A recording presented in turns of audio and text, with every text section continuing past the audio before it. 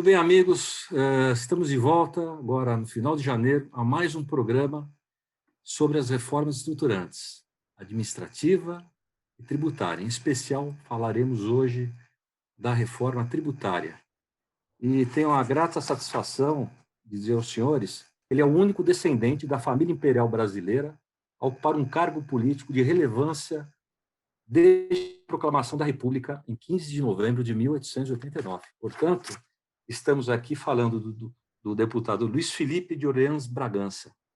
Então, é um grande prazer tê-lo aqui conosco. Obrigado por ter aceito participar desse programa para discutir um tema de extrema importância para a nossa nação, para os destinos do país. Então, sabemos aí, deputado, que esse tema, né, na verdade, já não é de hoje que se fala em reforma tributária, já existem diversos projetos que morreram no meio do caminho, mas esse último ano, né, já existe um ambiente para se fazer, de fato, encaminhar a reforma tributária e, teoricamente, em 2019 e 2020, se centralizou em duas PECs, né, a da 110, que está lá no Senado, e a 45, que está na Câmara, né, como uma reforma importante, estruturante, né, que trata basicamente de tributos sobre o consumo, né, e que traz, ao meu ver, muitos problemas ainda. Na verdade, é uma reforma, como todos nós achamos que deveremos ter realmente uma reforma.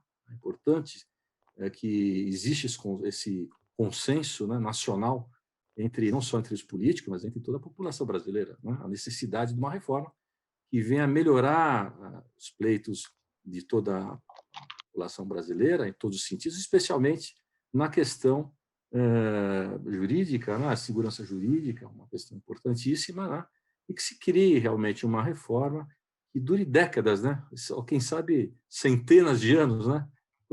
Então, o grande charme é tentar construir uma reforma duradoura, né? E que seja simples, né? Simples no entendimento, que não haja, enfim, problemas colocados no meio do caminho e que se faça essa construção. Então, gostaria que o senhor comentasse um pouquinho do que está aí, do cenário, né? O senhor acha que vai aprovar essas reformas que estão aí?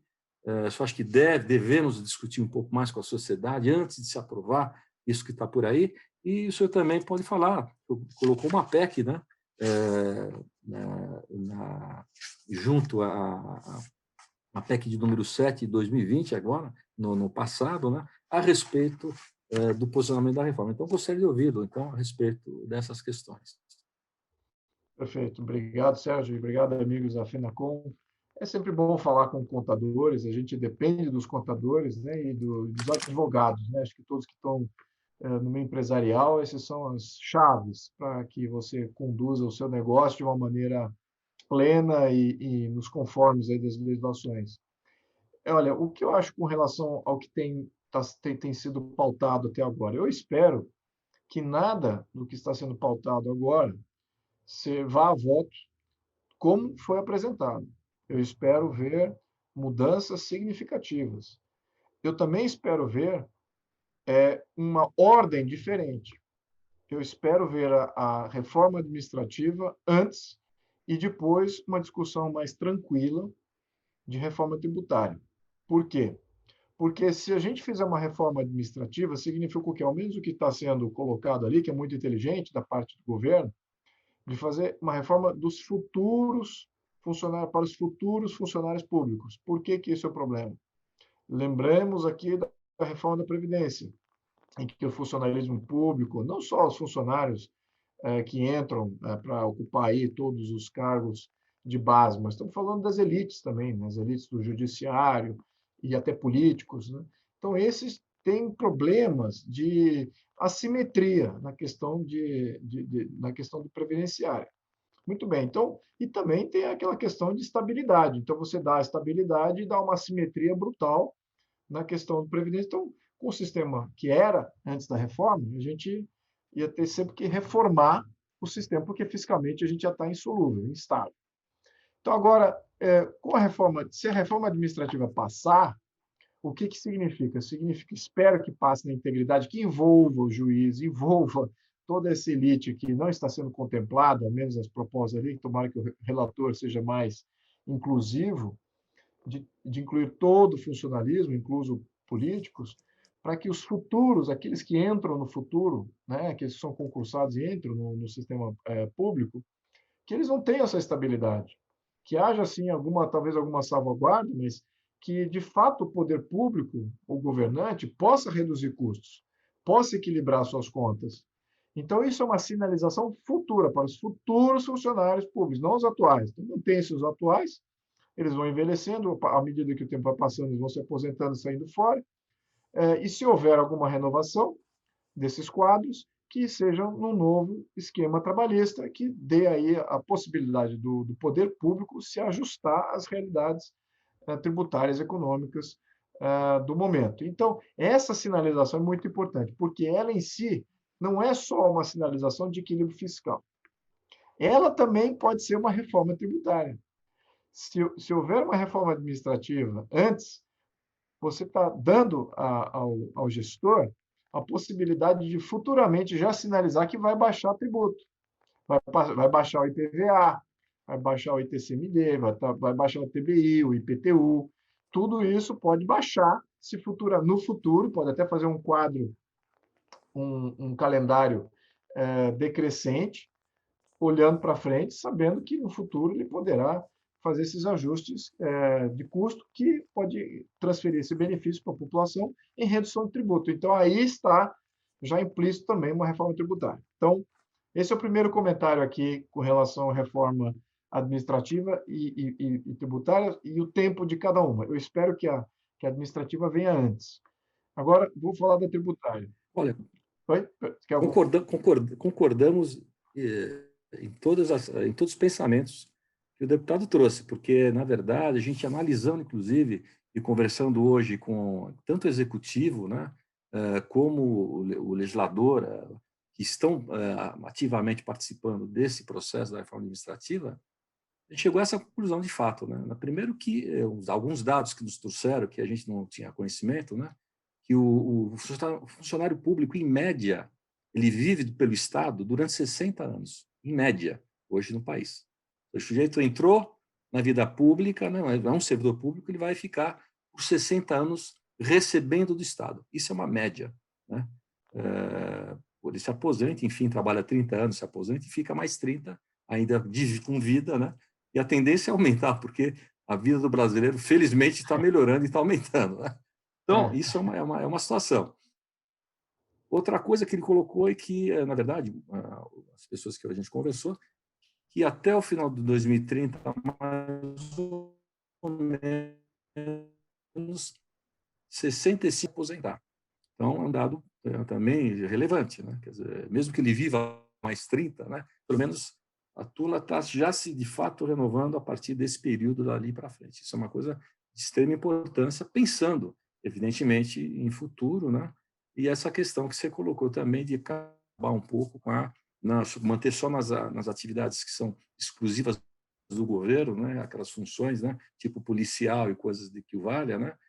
Que só o governo é que pode ter, essas se manterem realmente com a conduta de se manter a atividade, né?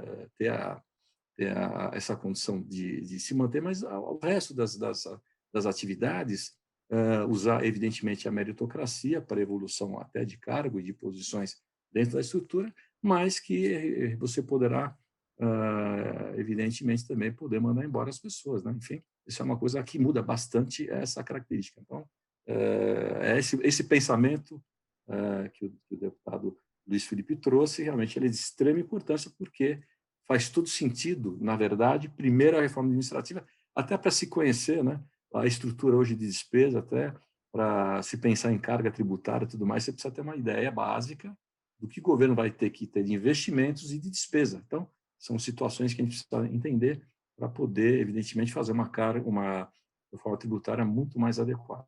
Né? E lembrando também que boa parte dos tributos que foram criados ao longo dessa nova república, dessa nova Sexta República, né, que foi a Constituição de 88, nós temos a criação de novos tributos foi para exatamente fechar a conta, porque o poder público não podia demitir e fazer ajuste. Então, todo o complicômetro tributário, uma das razões era essa questão da estabilidade e da questão que que o gestor não podia fazer ajustes. Então, começando aí pela raiz, eu acho que a gente vê que o nosso sistema tributário atual continua ruim, ainda é ruim, mas já consegue dar uma luz e uma chance de fazer micro-reformas aí totalmente desconectadas de uma discussão de Congresso. Aí cada prefeito, cada governador, até mesmo o próprio presidente, pode fazer a sua reforminha ali, só nomear ali no Diário Oficial, que vai mexer nas alíquotas, para poder reduzir, porque ele tem ali comando do orçamento e dos quadros que criam esses custos, né? Então, enfim, então esse é um ponto importante. Agora, na questão de as propostas que vieram para se contrapor ao modelo atual, né? Entendendo que o modelo atual do Brasil ele não é feito em função do progresso, ele não é feito para ver a atividade econômica florescer, ele não é feito com o intuito de deixar mais liberdade de transações à sociedade. É exatamente o contrário disso. Muitas vezes, contadores, empresários, pequenos empresários, empreendedores, eles não entendem isso. Eles ficam ali abismados como é que o governo, como é que o Estado, porque o Estado não foi organizado para deixar a economia livre. Muito pelo contrário, ele foi organizado para controlar e limitar. Então, a premissa constitucional dos constituintes lá de 88 era de controle e limitação, não era de laissez-faire, não era de deixa a economia fluir livremente, que isso é melhor para o Brasil. Então, veja como algumas premissas ideológicas permearam também o sistema tributário. Então, que modelo tributário, então, está vindo nessas novas propostas? É um modelo laissez-faire? É um modelo de deixar mais livre a economia? Também não. Então, são modelos de controle de Estado, mais ainda, né? Mais ainda. Então, quais são os 3 modelos que estão sendo propostos, que são os majoritários? Tem a PEC 45, que envolve 5 tributos, né? Estamos falando de 2 tributos nacionais, 3 tributos nacionais e 1 tributo estadual e 1 tributo municipal. Então, ele consolida verticalmente. Tem a PEC 110, que é do Raul, que envolve 9 tributos, envolve mais alguns tributos federais, mais alguns tributos estaduais e todos os meus municipais. Então, ele verticaliza ainda mais o controle central. Então, ele centraliza ainda mais e cria um grande órgão gestor de tributos nacionais. E a terceira proposta é uma proposta que vem do governo, do Guedes, que envolve só o PIS e COFINS. Então, ela é mais simples. Tá? Então, agora, todos esses 3 modelos eles se enquadram no que nós chamamos de modelo IVA, né? Modelo de Imposto sobre Valor Agregado. Então, é sobre o canal de fornecimento, havendo valor sendo criado ao longo desse canal, o produtor de matéria-prima vende para a fábrica para o distribuidor, distribuidor para a loja para o consumidor. Em cada uma dessas etapas, você tem a agregação de valor, então existe o tributo que é cobrado aí, só que nesse modelo IVA, você tem restituição de créditos de quem não é o consumidor final. Então, se você faz parte do canal produtor, você sai beneficiado por esse imposto. Né? Você tem um resgate, uma volta. No fluxo de caixa, infelizmente, não é impactado, porque você ainda tem que pagar e, do outro lado, você tem que obter o crédito da venda. Então, meio que o teu fluxo de caixa está dependendo de dar uma voltinha lá pelo sistema federal, né? E depois ele volta para você em forma de caixa dos tributos. Então, em termos de fluxo de caixa, não necessariamente é bom. Agora, que ele desonera efetivamente no período, né, ao menos durante o ano, que ele desonera a cadeia produtiva, sim, ele desonera a cadeia produtiva. No entanto, ele ainda é de cascata, porque o consumidor final tem que pagar toda a carga tributária que vai ser restituída ao canal. Então, por isso que as alíquotas são maiores. Então, nós vemos ali, como até a proposta do governo, que é a mais simples e singela possível, que era de PIS/COFINS, em que, na média, estamos falando aí de PIS/COFINS média hoje, está a menos de 5%, você que deve saber agora, não sei quais são as alíquotas do PIS/COFINS hoje, mas está o quê? Mesmo, né? 6,5%, né? Ou menos do que 5,5%, 6,5%. Vai explodir para 11%, 12%, né? Na Olha que proposta legal. do governo, porque vai ter que ter essa restituição dos créditos do canal. Então, é exatamente isso que impacta quem? O consumidor final. Então, se impacta o consumidor final, o poder aquisitivo do consumidor final, claro que vai impactar a capacidade produtiva.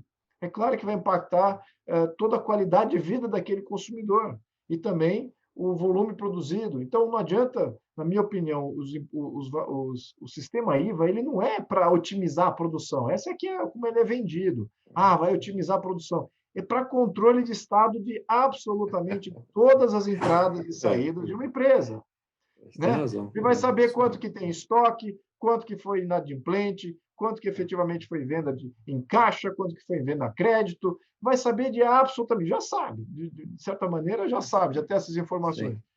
mas é muito mais controle disso. É, Então, esses modelos IVA, eu sou contra, eu acho que o Brasil não se propõe a isso. Se o Brasil fosse um estado bem pequeno, fosse só o estado de São Paulo, aí sim, eu até diria que comporta o modelo IVA aqui só no estado de São Paulo. Agora, uma eu vez que você é diria, uma eu diria, federação, eu diria o seguinte, na verdade, a gente não pode esquecer que todos nós, sem exceção, todos nós, sem exceção, somos aqui consumidores final, todos. Do né? produtor, produtor rural, da indústria, do comércio, todos. Todos, porque todo mundo compra, todo mundo consome, né? Você consome, eu consumo, o Brasil inteiro consome. Então, todos somos consumidores, ou seja, a carga tributária aumenta para todo mundo, o preço final aumenta para todo mundo. Então, todo mundo vai impactar o quê? O aumento dessa carga absurda que é se votar.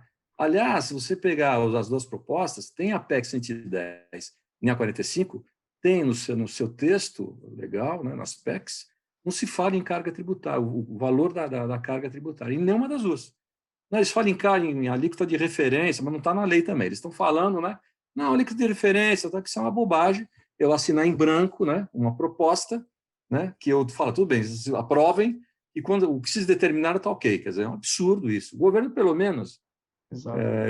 teve a decência de dizer quanto ele vai cobrar. É É, 12%. É um aumento forte de carga? É. Porque a alíquota hoje, para quem está no lucro real, é 9,2, ele está aumentando para 12, e a outra 3,65 para quem está no lucro presumido, quer dizer, que vai para mesmo os 12. Ah, não, mas você vai poder compensar aí os créditos, né, das coisas que você compra, mas nunca vai chegar lá. Então, isso a gente sabe, né? Mas eu acho que tem coisas piores ainda na legislação. tem muita coisa ruim. A PEC 45, por exemplo, estima-se que a alíquota não seja inferior a 30% do produto final. Eles estão falando, outra coisa que eu sou extremamente contra, é a falta de setorização ou de diferenciação de setores. Por exemplo, esses setores Exatamente. estratégicos, que tem países que têm o IVA e que são competitivos, porque tem setores estratégicos em que é zero a alíquota. Então, você é um consumidor de energia elétrica, consumidor final ou produtor, é zero o teu consumo. Telecomunicações se provou estratégico agora. Você vai cobrar imposto sobre telecomunicações, é outro estratégico. Isso para não falar em saúde, educação, saneamento, água, etc. Então, tem uma série. E comida. Né? Então, você tem setores que, em outros países que têm o IVA, essas demandas, esse bom senso setorial, já, ou seja, o debate já maturou. Então, hoje você vê os sistemas tributários, nenhum do mundo é igual às propostas que estão sendo discutidas aqui. Estou falando de homogeneização de todos os setores vão pagar uma alíquota única de 30%, seja no PEC 45, seja na PEC 110, seja até mesmo na proposta do governo. Então, temos que entender essa setorização estratégica, ela é fundamental, ela é o que sustenta o modelo IVA nos países que têm o modelo IVA. E é por isso que eu sou contra o modelo IVA, porque ele já mostra que ele é falho, ele não funciona para todos os setores, você não pode sistematizar isso e falar assim, não, aqui é uma alíquota. Então, aí é que eu entro com a proposta que eu fiz, que foi a proposta de você fazer o modelo norte-americano, em que você faz os seus taxes, você só cobra na ponta, no consumidor final. Então, todas as empresas, seja ela de qualquer natureza, se você compra entre empresas, seja de tecnologia, seja uma compra para beneficiamento, seja uma compra para custo operacional, seja uma compra de mídia para promover a empresa, é a zero de tributação. Então, é zero de tributação no B2B. E você só cobrar imposto no B2C, da loja quando vende para o consumidor final. Aí o consumidor final paga correspondente à sua vontade de consumo. Então, acho que... Mas ele vai estar tendo, naquele momento, o produto mais barato, porque não vem com esse efeito cascata, que até o IVA tem, mesmo que os vendedores do IVA falam que não, vamos eliminar o efeito cascata para o produtor. Vai, mas não vai eliminar o efeito cascata para o consumidor, entendeu? Então, é isso aqui não estão vendendo muito bem, né? Então, os modelos IVA vão encarecer a vida do consumidor. E nos Estados Unidos, o que acontece? Você tem várias opções de modelos, né? Lá você pode tributar livremente. Então, cada estado pode tributar renda, tributar propriedade, o estado, né? Além do município. O município também pode criar imposto de renda e uma série de outras coisas. Pode criar imposto de dividendo, que eu sou contra, imposto sobre herança, mas fica no nível estadual. Então, você cria uma miríade de opções. Então, se a sua empresa está ali com uma situação complicada tributariamente em um estado, você migra para outro estado, e ali você consegue se compor, e você consegue ver que ali a equação de tributária é muito mais favorável, você consegue subsistir, e a tua empresa até mesmo florescer e, quem sabe, até crescer. Então, existem essas diferentes propostas tributárias, tem quase 50 propostas tributárias no país Estados Unidos, que é um país só. Aqui nós não, nós criamos uma só proposta tributária, os estados têm pouca variedade entre si, estão todos ali no pico de sua capacidade de cobrança de imposto sobre consumo, não tem outro tipo de tributo para compensar, ou poder diminuir esse imposto sobre consumo. Então, estão tudo ali no gargalo. Então, qual é a opção do empresário brasileiro? Vai ter que ir para o Paraguai, né? Ou tem que desistir de ser empresário no Brasil ou vai para outro país. Porque aqui nós não temos opção dentro do nosso próprio país. Então, o modelo norte-americano ele dá essa possibilidade. Das três propostas, olhando aqui, entrando aqui na questão prática, né? A única proposta que ainda abre espaço para uma futura reforma à la modelo norte-americano é a proposta do governo, porque ela só mexe em dois impostos federais, não mexe nos demais impostos federais, tem vários outros, e também não mexe no sistema tributário estadual e municipal.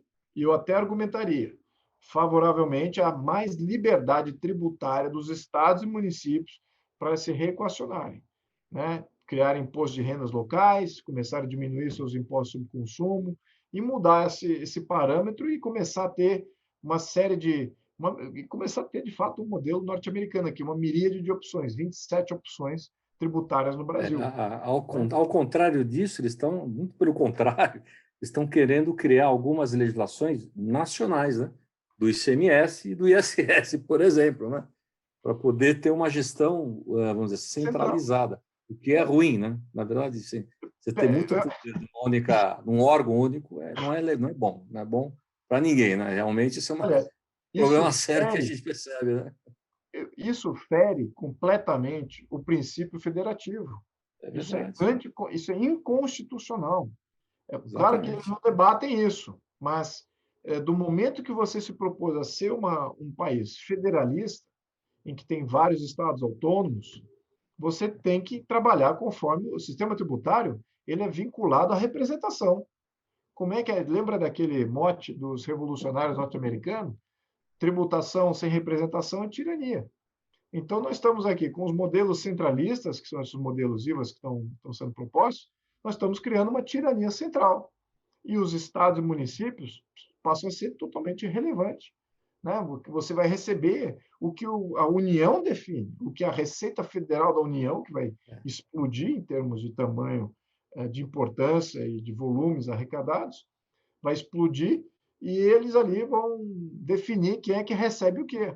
Então, veja como estabelecer aí uma tirania central pelo sistema tributário, isso já está acontecendo, ao menos das propostas. Então, não estamos vendo nenhuma proposta descentralizadora que dá mais comando tributário dos estados e municípios. E como é que era aquele mote mesmo? Mais Brasil, menos Brasília? Não foi assim que o presidente foi eleito?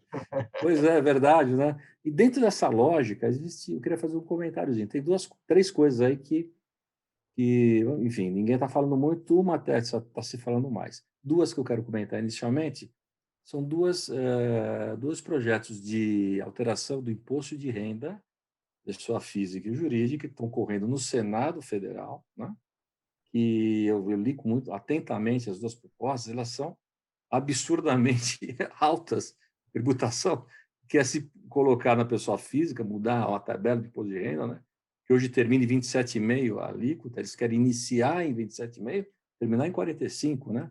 Com os descontos, você vai ter uma alíquota efetiva de 32%, 33%, mais ou menos, né? Quer dizer, um aumento já absurdo, né, em cima disso, sobre lucros e dividendos idem, né, para pagar o imposto, né? Querem acabar hoje com as isenções que tem na imposto de renda da pessoa física, enfim, é uma coisa do outro mundo, quer dizer, é uma revolução. E ninguém está falando nada, porque não está se encaixando essas duas propostas nas reformas. Isso é uma reforma tributária também, né? Devia estar tudo junto, né? Nós pensar no todo, né? Qual a carga tributária que o contribuinte vai ter que pagar, né? Que é uma loucura, né? E pensar que o Brasil, investidor, ou quem tem dinheiro, o cara é um cigano, ele põe o dinheiro onde ele quiser. Ah, legal, obrigado. E no dia seguinte ele te deu das aplicações, da bolsa e puf, muda para o país vizinho. Compra imóvel no Uruguai, vai para qualquer outro lugar, ele vai para outro lugar. Ele tem essa condição. Quem não tem, infelizmente, a grande maioria dos brasileiros vão ter que ficar aqui com essa espada na cabeça. Então, a gente precisa pensar com outro critério. E, por último, último comentário, eu gostaria de ouvir também a sua opinião, que é a do Simplifica Já, né? Uma proposta que veio das bases também, no sentido, não vamos mudar nada, vamos simplificar o que já existe. Tem impostos há 30 anos correndo, vamos levar eles à origem, né? Como é que ele nasceu? O ICMS, que era ICM, né? Vamos acabar com a submissão tributária, com o diferencial da alíquota, acabar com todas essas porcarias, fazer mais no destino do que na origem, enfim. Vamos revolucionar o que está aí, sem inventar muita história, né? Tanto para o ISS como para o ICMS, enfim. E ele entrou com uma emenda, aí acho que na 110, se não me engano, mas e aí? O que você acha dessas ideias aí? Você acha que vale a olha, o pena? Simplifica, eu vou começar por essa última aí, porque eu dei uma olhada nessa proposta do Simplifica, achando que poderia ter uma luz aqui, e tem algumas pontuações são boas. Acabar com substituição tributária, isso é por decreto. Acabar com essa divisão do ICMS, de dividir entre o Estado produtor e o Estado consumidor, e aí você acaba com todo aquele litígio e só cobrar na ponta, isso pronto, você já elimina aí toda uma série de problemas, e então tem coisas ali que são positivas. Agora, o que é negativo? Eles estão querendo criar homogeneização tributária também. Então, ali, da parte da Simplifica Já, também, esse termo simplifica também é homogeneiza. Então, eles querem aí estabelecer um controle central de definição de alíquota. Então, já começou, aí já pulei fora do apoiamento desse tipo de proposta.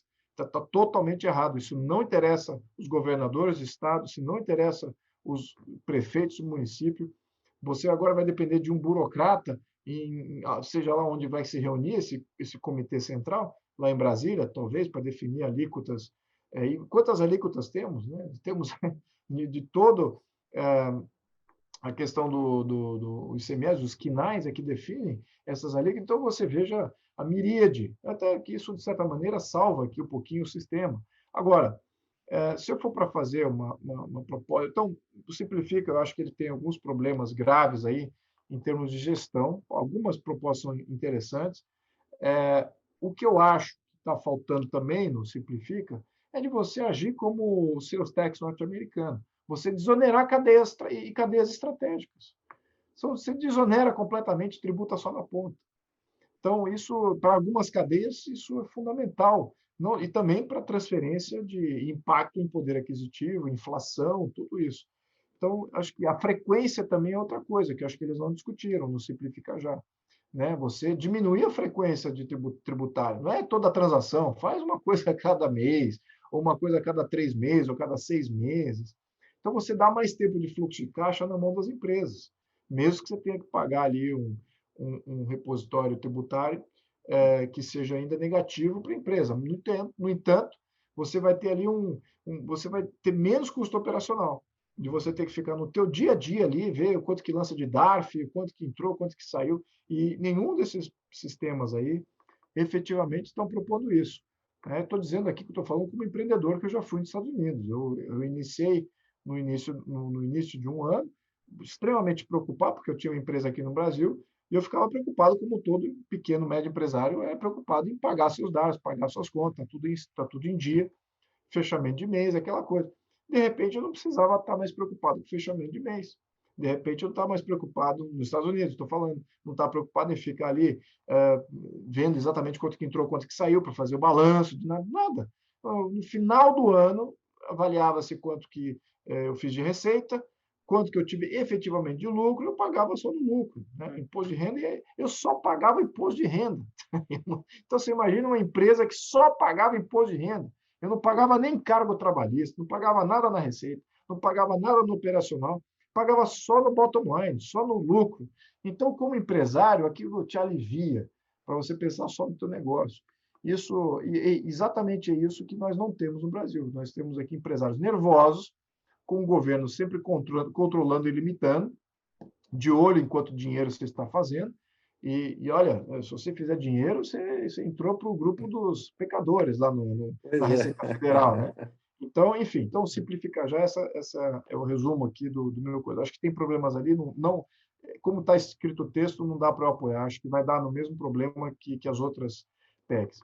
Agora, você mencionou uma coisa interessante, que era aquela questão de criar mais impostos de renda, mais impostos sobre grandes salários, impostos sobre dividendos, impostos sobre grandes fortunas, impostos sobre herança, aumentar. Então, você veja como o IVA se propõe. Agora eu vou entrar na questão política. Por que esses impostos estão sendo colocados agora?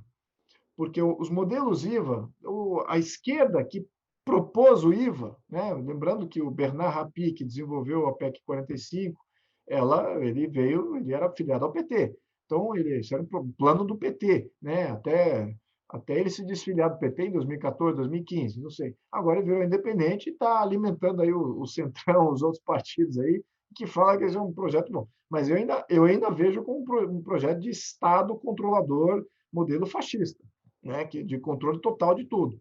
Então, esses modelos, a esquerda sabe muito bem disso, eles vão gerar impacto no consumidor, ele é regressivo. Né? Ao invés de ser proporcional, ele é regressivo. Então, quanto mais carente você é, mais você vai pagar imposto. Você não tem uma diferenciação aí.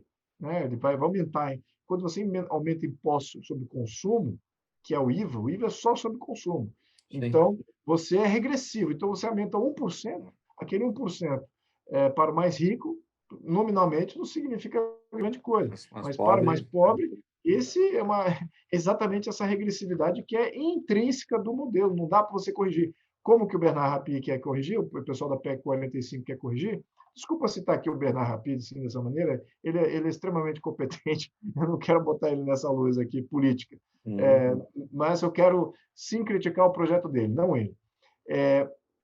O que eu queria dizer é que você está fazendo engenharia social, porque do ponto de vista dele, então agora eu vou ter um órgão arrecadador que sabe que alguém com um CPF de uma pessoa carente foi tributada em desproporção àquele que é mais afluente. Então, nós temos que ter aqui esses recursos para poder fazer esse rebate e lançar na conta desse mais carente também uma restituição. Então, você imagina, o Brasil ainda não temos nem saneamento e bancarização ainda também não atingiu 100% da população. A maioria das pessoas não tem conta em banco. Tem um número até expressivo de pessoas de baixa renda que não tem conta em banco. Como é que ele vai restituir esse dinheiro? Então, fica... E a pessoa, e o carente vai ter que fazer controle de fluxo de caixa como uma empresa, né, para ser restituído. Então, tem alguns problemas ali dessa PEC 45 aí que são bem que a esquerda sabe que vai bater com tudo, que vai alimentar a narrativa da esquerda. Então, qual é a narrativa da esquerda? Já que é regressivo, já que vamos aprovar aqui o imposto que vai onerar o mais carente, vamos então equacionar, vamos fazer justiça social. Vamos aumentar o imposto mais ricos, que aí o negócio se equilibra. Então, o equilíbrio só se for na narrativa, né? Na narrativa, somente porque, na narrativa. de fato, não vai ter equilíbrio nenhum. Ainda vai estar. E quem é rico, quem tem alta renda, quem tem herança, que ele vai fugir do país, ele vai se proteger o máximo que puder dentro, e Exatamente. se não puder mais se proteger dentro do país, foge do país, né? Elimina-se esse talento, esse Tá. autoempresário, esse executivo, esse que ganha um alto salário, esse vai para desistir de trabalhar aqui. Não vamos atrair talentos, vamos ficar aqui com pessoas que são naturais do Brasil, isso não tem problema nenhum, porque tem muito talento aqui. Agora, vamos deixar de atrair talento de volta. Tem muito brasileiro fora do Brasil e tem muitos estrangeiros capacitados, capazes de contribuir no Brasil. Esses não vão querer vir de volta para o Brasil ou querer vir trabalhar aqui, porque tem imposto em grandes fortunas, imposto alto salário. Então, esses também vão deixar de gerar riqueza, gerar oportunidades. Isso é que eu acho que é um dos problemas que a esquerda nem está olhando isso, né? Por isso que eles não estão atacando o modelo IVA, eles atacam e falam, eles atacam a regressividade e que precisa de uma contraposição, mas eles não vão votar contra o modelo IVA, que muito porque foram eles mesmos que criaram. De fato, é isso mesmo. Bom, deputado Luiz Felipe de Orleans e Bragança, foi uma conversa tão agradável, tão gostosa e passa rápido. Passa É, tão rápido que o nosso programa, infelizmente, está acabando. Então, eu queria primeiro agradecer a sua participação, foi muito gostosa, prazerosa, e faremos outros bate-papos aqui importantes, né? Ainda mais agora, na mudança dos encaminhamentos aí, tanto da Câmara dos Deputados como do Senado, né? Mudança das lideranças que vão assumir aquelas casas, né? E tudo isso vai dar um impacto, evidentemente, nas discussões daqui para frente, a gente sabe disso, porque tem um envolvimento político muito forte nessas questões, né? Então, a gente vai, evidentemente, estar conversando com vocês ao longo desses meses para a gente entender como é que está isso e como é que vai se desenvolver essas mudanças, dessas reformas estruturantes que estão importantes para o país, né? Então, queria agradecer de passar a palavra para dar a palavra final aqui no programa e agradecer o pessoal que está nos assistindo. Por favor. obrigado, Sérgio. Obrigado, amigos da FENACOM. Olha, se eu tiver uma mensagem aqui, é uma mensagem de ativista. Façam pressão no futuro candidato, no futuro presidente de Câmara, a pautar a reforma administrativa antes e deixar a questão de discussão de reforma tributária para depois. Então, primeiro, reforma administrativa. Vamos tentar pautar isso em Câmara e tudo que concerne essas questões tributárias, fiscais, tributárias, financeiras, podem contar comigo. É um tema que eu adoro. E espero estar aqui contando com vocês também nesse apoiamento dessas propostas, que eu espero também fazer para poder melhorar o nosso sistema como um todo. Tá, muito obrigado a todos. Obrigado a todos, um abraço e até a próxima semana.